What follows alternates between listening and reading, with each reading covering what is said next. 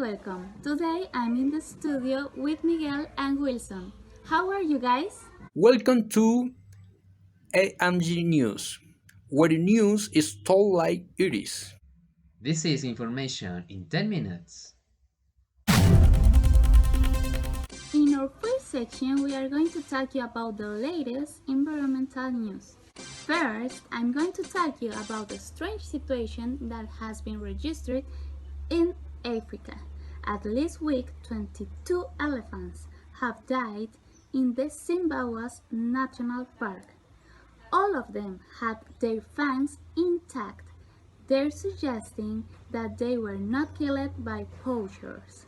Those deaths are added to those that occurred at the beginning of the year where 350 elephants were found dead. The main cause could be rodent virus. The experts explain that elephants could be vulnerable to algal blooms as they spend a lot of time in water and flocking. They say that neurotoxins could kill an animal in less than 20 minutes, but for the moment this is just an hypothesis. Secondly, an important topic in this moment, the experts warned that about 150 species of mammals could disappear in this century. The scientific study published on the journal Scientific Advance suggests that humans were the responsible of the main extinctions of mammals in the last decades. And the numbers will go up if we didn't act now. According to experts, we must increase our collective awareness about the immediate escalation biodiversity crisis, and we have to take measures to combat this global emergency. Scientists warned that we are entering in the sixth mass extinction, and whatever we did now likely define what happened with humanity in the future. Thank you, Andrea. Here from my house, for today, we made for you a double story extracted from Urban Legends compilation, The 27 Club. Considered more than a mysterious topic of pop culture, that exclusive title is given to those famous people who coincidentally died under supposed strange circumstances at the age of 27. Although an uncertain number of people die every year at the same age all over the world, maybe you might reconsider your opinion when I told you. In this club, all of its members have been only artists. Two cases will be briefly exposed in order to catch up these deaths as unusually common. In fact, these two cases are unusually common too. Miguel, who would be your musician? Neither Brian Jones, nor Jim Morrison, nor Janis Joplin, nor Jimi Hendrix. Some things tell me you will surprise us. So, here's the day. What did you think? Someone from the top 5 of the list. Okay, let's begin with Mia Zapata. Having started the history of the bandits, AMB News wants to talk about their lead singer Mia Zapata. Mia Zapata was raised in Louisville, Kentucky, and attended high school. At Presentation Academy, Zapata learned how to play the guitar and the piano by age 9 and was influenced by punk rock as well as jazz, blues, and R&B singer. Around 2 a.m. on July 7, 1993, Zapata left the coming tower in the Capitol Hill area of the Seattle. She stayed a studio space in basement of the apartment building. located a block away, and briefly visited a friend who lived in second floor. This was the last time Zapara was seen alive. She may have walked a few blocks west and north of a friend's apartment, or may have decided to take the long walk south to her home. Her friends Valerie Agnew said Mia was immediately inspired in respect and interest in her musical soundtracks. Ranch luminaries like Nirvana or Project have raised thousands of dollars hired a private investigator to look for her murder, who was not found and convicted until 23.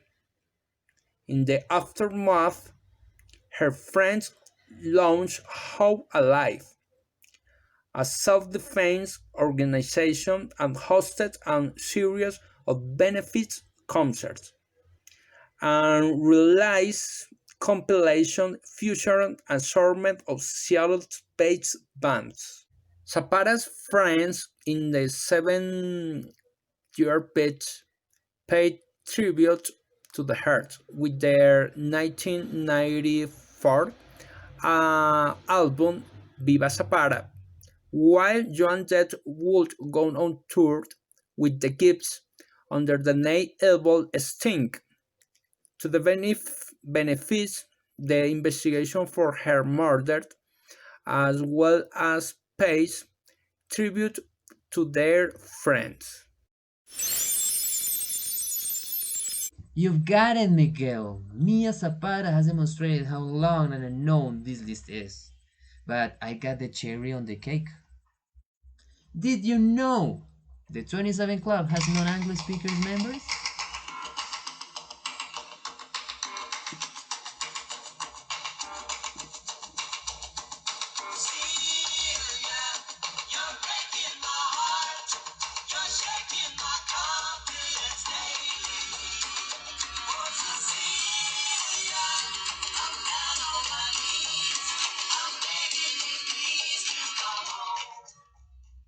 This woman, called Evangelina Sobreto Galanes, better known as Cecilia, was a Spanish singer-songwriter.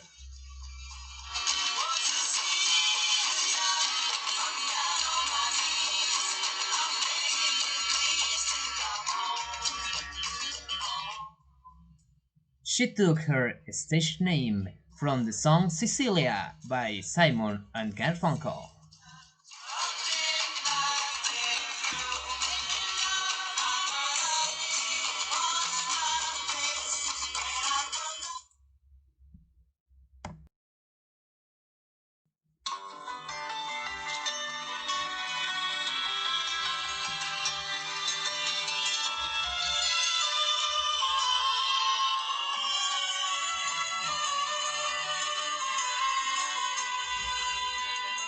Puntual cumplidora del tercer mandamiento, álbum desliz inconexo. On August 2, 1976, Cecilia and the musicians of her band drove back to Madrid after a concert in Vigo, Galicia. Early in the morning, they were involved in a car accident near Benavente, Zamora.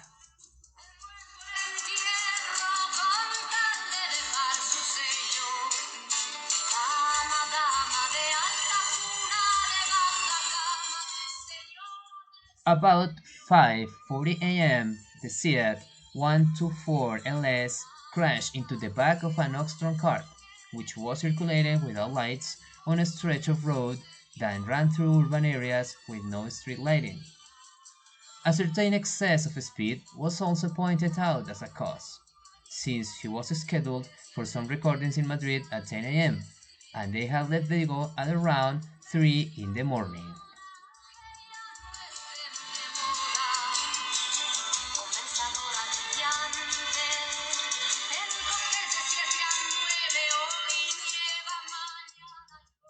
At the time of the accident, she was asleep in the car, dying instantly.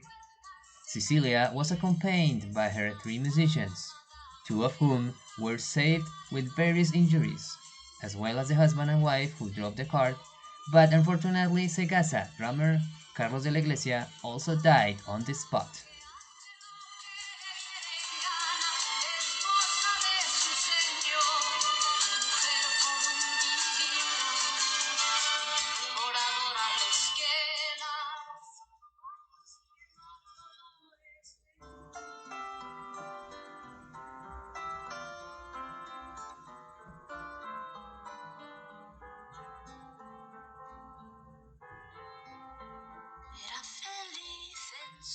By then, she was in the most glorious moment of her musical career. Her death left the entire country devastated, as the singer had an unusual charisma and outstanding popularity. She was 27 years old.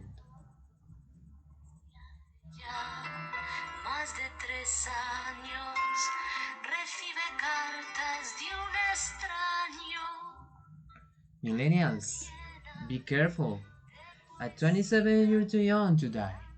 It could get worse if you're an artist crossing troubled water. That's all for today, Andrea.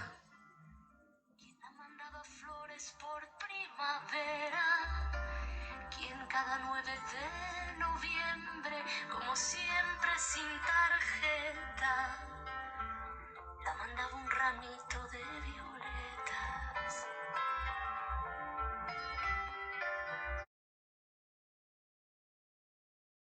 Thank you for joining us once again in AMJ News, and see you in the next broadcast.